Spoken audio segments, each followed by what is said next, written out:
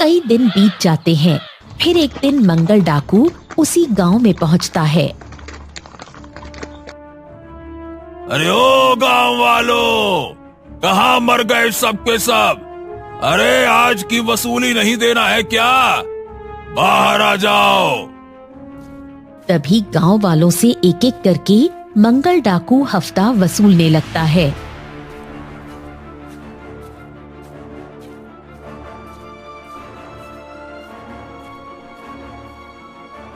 अरे ओ गांव वालों, आज बहुत कम वसूली आई है।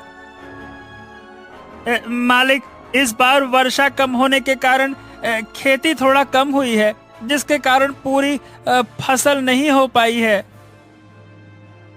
ओहो, उसका ठेका हमने नहीं लिया हुआ है। तुम्हारी फसल कैसी है कैसी नहीं है ये तुम जानो।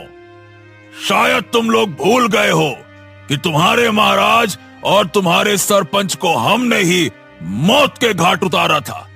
लगता है कि वही दुर्घटना वापस घटित होने वाली है। नहीं मालिक, अगली बार से ऐसा नहीं होगा। इस बार माफ कर दे, माफ कर दीजिए मालिक। इस बार तुम लोगों को माफ करता हूं, लेकिन अगली बार से ऐसा हुआ तो इस गांव में हर दिन एक व्यक्ति का जनाजा उठ जाएगा, याद रखना। चलो। इतना कहकर डाकू अपनी सेना के साथ वापस लौट जाता है और इधर महल के दरबार में सभी मंत्रीगण, महाराज और गुरुदेव उपस्थित थे। गुरुदेव को प्रणाम। तथास्तु। गुरुदेव, जैसा कि आपको पता है कि हमारी कोई संतान नहीं है, उसी के बारे में आपके सामने यहां उपस्थित हुआ हूं बातचीत करने के लिए। महाराज, अगर आपको संतान की प्राप्ति चाहिए तो एक यज्ञ करना होगा। ठीक है, जैसा आप कहें गुरुदेव। तो ठीक है महाराज, अगले महीने की 7 तारीख को अच्छा मुहूर्त बन रहा है यज्ञ करने का। तो ठीक है गुरुदेव, हम यज्ञ की व्यवस्था करते हैं। गुरुदेव यज्ञ की व्यवस्था करते हैं और अपने साथ एक बाबा को लाते हैं और पूरी आस्था के साथ पूजा संपन्न होती है। लीजिए महाराज, आपका यज्ञ संपन्न हुआ। गुरुदेव, आपका यहाँ आना और पूजा को संपन्न करना, इसके लिए आपका बहुत बहुत धन्यवाद गुरुदेव। कई महीने भी बीत जाते हैं। फिर एक दिन ऐसा आता है जब राजकुमार का जन्म होता है। ये खबर राज्य में आग की तरह फैल जाती है।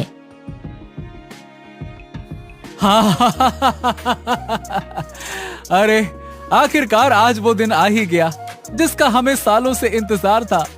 अरे पूरे राज्य में ये खबर पहुंचा दो कि राज्य में राजकुमार के आगमन की खुशी में भंडारा किया जाएगा। और हाँ मंत्री जी, आप इसी वक्त गुरुदेव को ये खबर पहुंचा दीजिए कि यज्ञ सफल हुआ।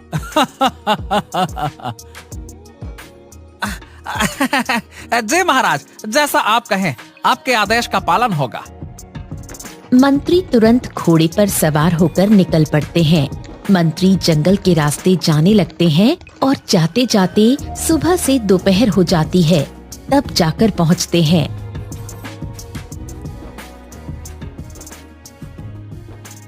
गुरुदेव को मेरा सादर प्रणाम है।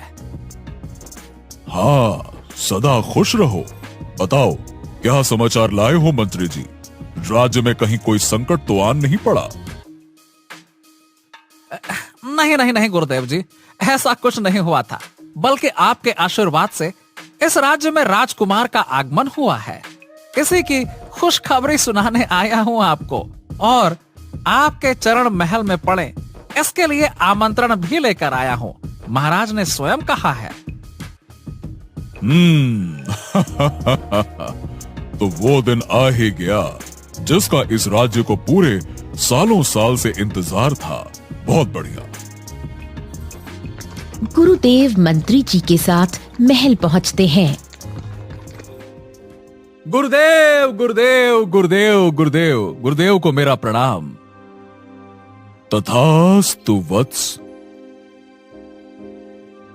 मैं सोच रहा हूं गुरुदेव कि इस राजकुमार का नामकरण आप ही करें।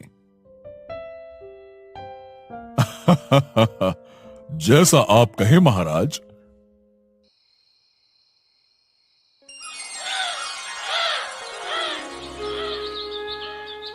अगले दिन महल में पूरे राज्य के लोग उपस्थित होते हैं। इसी बीच गुरुदेव राजकुमार का नामकरण करते हैं। आज से तुम्हारा नाम राजकुमार होगा देव प्रताप सिंह। राजकुमार देव प्रताप सिंह, जो इस राज्य का नाम रोशन करेगा। इसके बाद गांव वालों को भोजन परोसा जाता है। भोजन ग्रहण करने के बाद सभी लोग अपने अपने घर चले जाते हैं।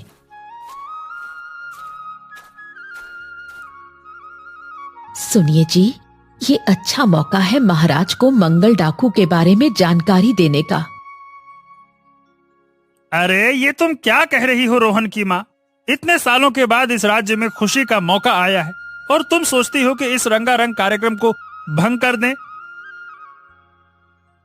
नहीं नहीं जी, कितने सालों के बाद महाराज के चेहरे पर मुस्कान आई है, लेकिन हमारे गांव में खुशियां कब आएंगी? अरे तुम चिंता मत करो रोहन की माँ, सबका दिन आता है और हम लोगों का भी आएगा, है ना? चिंता मत करो। उस मंगल डाकू का तो मरना निश्चित है। कई वर्ष बीत जाते हैं। देव प्रताप जवान हो जाता है और इधर रोहन भी जवान हो जाता है। देव प्रताप अपने पिताजी का कोई कहना नहीं मानता। एक दिन राजकुमार देव प्रताप अपने सैनिकों के साथ तालाब में स्नान करने जाते हैं। स्नान करने के बाद वापस लौटते समय देव प्रताप को ठंड लगने लगती है, तो रास्ते में उसे एक कुटिया दिखाई पड़ती है। सेनापति, अभी तुरंत इस कुटिया में आग लगा दी जाए, जिससे हमें ठंड कम लगे। जल्दी करो।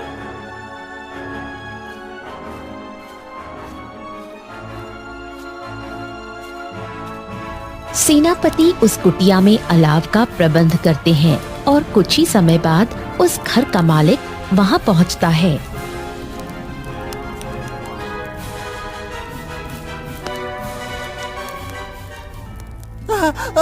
अरे अरे आपने ये क्या कर दिया मालिक? अरे इस गरीब की एक ही कुटिया थी, बस यही तो था जहां हम सर छुपा सकते थे, आपने उसे भी नष्ट करवा दिया। हम अपना जीवन कहाँ व्यतीत करेंगे? देव प्रताप बिना कुछ जवाब दिए वहां से महल की ओर निकल पड़ता है। उसके पीछे पीछे गरीब व्यक्ति भी चल देता है। दोनों राज दरबार पहुंच जाते हैं। महाराज की जय हो, महाराज की जय हो। अरे कहो, क्या हो गया? महाराज, छोटे महाराज ने इस गरीब की कुटिया को जलवा दिया, जिसमें मेरा कोई कसूर नहीं था, सिर्फ अपने फायदे के लिए जलवा दिया। क्या देव प्रताप, ये व्यक्ति सही कह रहा है? हाँ पिताजी, ये व्यक्ति बिल्कुल सही कह रहा है। दरअसल बात ये है कि जब हम स्नान करके लौट रहे थे, तब हमें ठंड लगने लगी। उसके पश्चात हमें ये कुटिया दिखी, तो हमने कहा कि चलो इसको जलवा देते हैं, तो हमें ठंड कम लगेगी, इसलिए हमने जलवा दिया। ये कहाँ का न्याय है महाराज कि अपने फायदे के लिए दूसरों का नुकसान करें? मैं आपकी बात समझ रहा हूँ। आप चिंता ना करें, आपकी कुटिया आज शाम को तैयार हो जाएगी। ठीक है मंत्री जी, इस व्यक्ति का घर आज शाम तक तैयार हो जाना चाहिए। ठीक है? मंत्री जी उस व्यक्ति का घर शाम होने से पहले ही तैयार कर देते हैं। हाँ गुरुदेव, मैं परेशान हो गया हूँ देव प्रताप से। राजन, अब चिंता ना करें आप। अब समय आ गया है कि देव प्रताप को हमारे साथ चलना होगा। कल वो हमारे साथ चलेंगे। अगले दिन गुरुदेव के साथ देव प्रताप जाने लगते हैं और उनके पीछे पीछे रोहन भी चल देता है।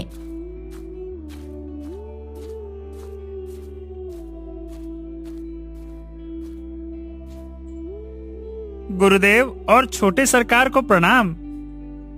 तथास्तु। तुम कौन हो पुत्र? गुरुदेव, मैं छोटे सरकार के राज्य का रहने वाला हूँ और मैं आपके पास शस्त्र और शास्त्र का ज्ञान लेने आया हूँ। ठीक है, लेकिन तुम्हें शास्त्र का ज्ञान क्यों चाहिए?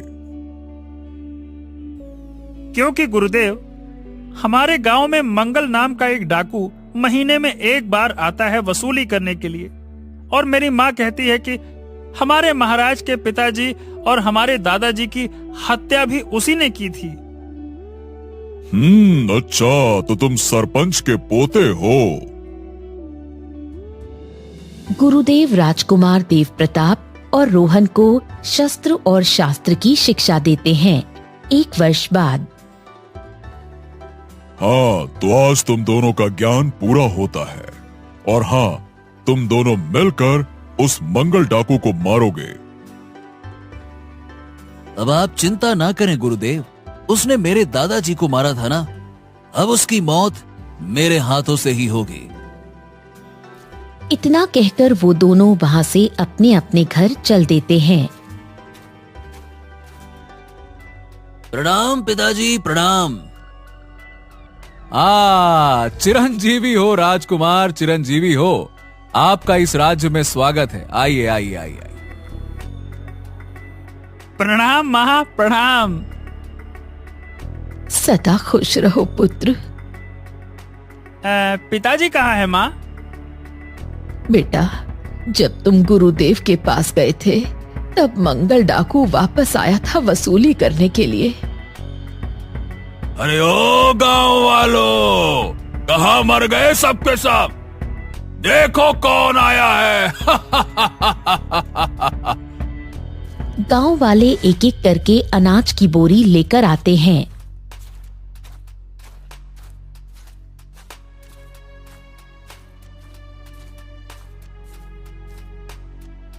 हाँ, इस बार भी कम वसूली हुई है। लगता है कि तुम लोगों को अब सबक सिखाना होगा। हाँ? मालिक, मालिक, इस बार भी वर्षा कम हुई है, जिसके कारण अनाज कम हुआ है मालिक। अरे तुम लोग समझते नहीं, ये तुम लोगों का हर बार का धंधा हो गया है। बारिश कम होती, बारिश कम होती। अरे मैं क्या करूं? जब देखो कोई ना कोई बहाना करते रहते हो।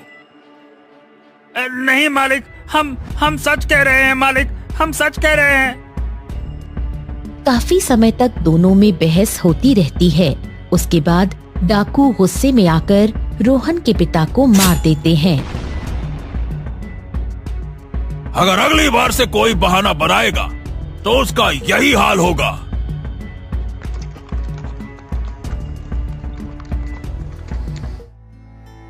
क्या?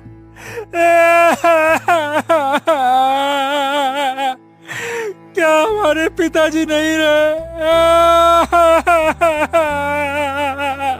उसने ऐसा कर दिया।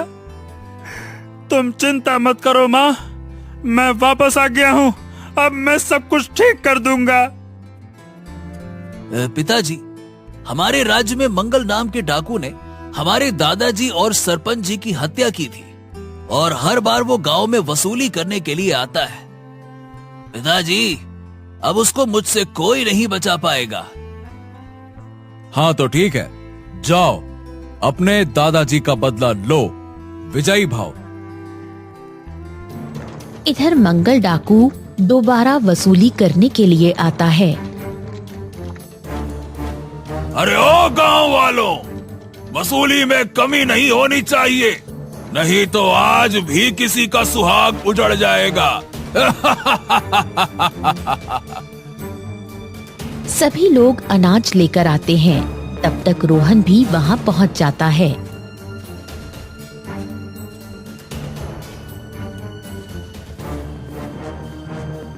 अरे ओ मंगल डाकू, आज के बाद से तुम्हें अनाज का एक दाना भी नहीं मिलेगा। कान खोल के सुन लो। हाँ, कौन बोला रे? ये तू बोला? अच्छा, तो अब तू मुझे वसूली करने से रोकेगा? शायद तू भूल गया तेरे दादाजी का, तेरे पिताजी का, और क्या हाल किया था, भूल गया क्या? और वही हाल अब मैं तेरा करूंगा। अरे तू पीछे से वार करता है और अपने आप को शेर समझता है। थू, लानत है तेरी ऐसी वीरता पर। और रही बात बदले की, तो मेरे दादा का, मेरे पिता का और मेरे गांव वालों का सबका बदला मैं लूंगा। अरे बाप रे बाप, मैं तो डर गया तुझसे। ओह, मुझे तो बहुत डर लग रहा है। ये तो मुझे डरपोक बोल रहा है। ओह, ए गांव वालों, अब तुम लोगों को ये लड़का बचाएगा? तो देर क्या कर रहे हो? आज ही हो जाए दो दो हाथ और देखें किसमें कितना दम है। चलो। दोनों में भीषण युद्ध होने लगता है। उसके बाद राजकुमार देव प्रताप आते हैं।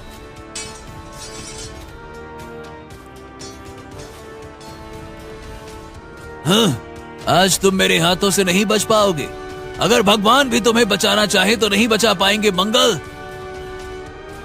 हाँ तो ठीक है, आ जाओ। तुम भी दो दो हाथ कर ही लो आज। आ जाओ। तीनों में काफी लंबे समय तक युद्ध चलता रहा। उसके बाद देव प्रताप मंगल डाकू के सीने में तलवार आर पार कर देते हैं। हाँ, देखा, मैंने तुम्हें क्या कहा था?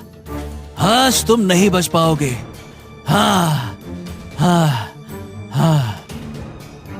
चारों तरफ देव प्रताप की जय जयकार होने लगती है। महाराज देव प्रताप की जय हो। आज के बाद से तुम लोगों से कोई वसूली नहीं करेगा। अब से तुम लोग आजाद हो। और रोहन, हमारे राजा बनने के बाद तुम हमारे मंत्रीगण में सबसे खास रहोगे। महाराज महाराज महाराज, मैं आपका सदैव आभारी रहूंगा। महाराज देव प्रताप महल की ओर प्रस्थान करते हैं।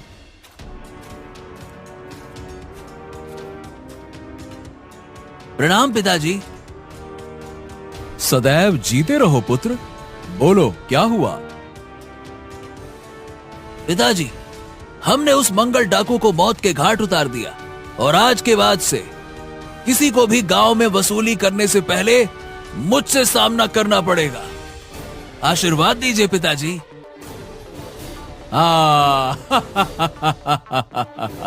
बहुत अच्छे। मुझे तुमसे यही उम्मीद थी पुत्र। तुम इसी तरह से इस राज्य का नाम रोशन करते रहो। और हाँ, कल तुम्हारा पूरे धूमधाम से राज्याभिषेक होगा।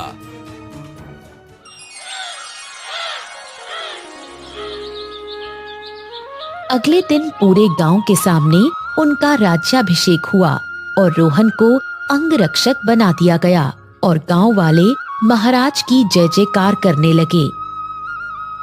महाराज देव प्रताप की जय हो।